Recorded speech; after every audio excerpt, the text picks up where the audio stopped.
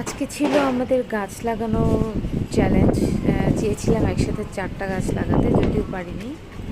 তো সেই গাছ লাগানোর চ্যালেঞ্জের অংশ হিসেবে এই যে মাটি রেডি করে টবে ঢালছি। এটা হচ্ছে আজকে কেনা একটা নতুন রঙন ফুল গাছ।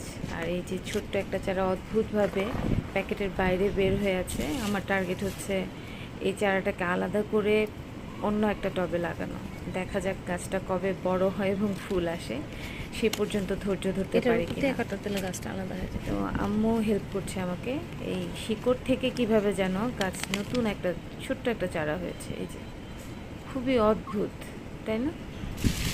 যাই হোক, ওইটা পাশে রেখে এখন মূল গাছটা আমি টবে বসাচ্ছি। টবে বসানোর পর আমার আর আম্মুর কাজ হচ্ছে প্রথমে মাপজোক করে দেখে নেওয়া গাছটা টবে ঠিক মাঝখানে পড়েছে কিনা।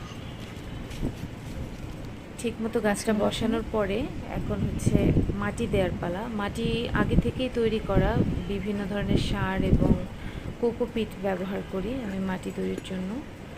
তো মাটিগুলো সাইডে সুন্দর করে দেওয়ার পরে উপরে একটু অংশ ফাঁকা থাকে, সেখানে আমাদের টার্গেট থাকে হচ্ছে একটু বেশি করে জৈব সার মিশ্রিত মাটিটা দেওয়া, যাতে ওই মাটিটাতে যখন পানি দেওয়া হয় জৈব সারের পুষ্টিটা যেন আস্তে আস্তে গাছের শিকড়ে গিয়ে পৌঁছাতে পারে।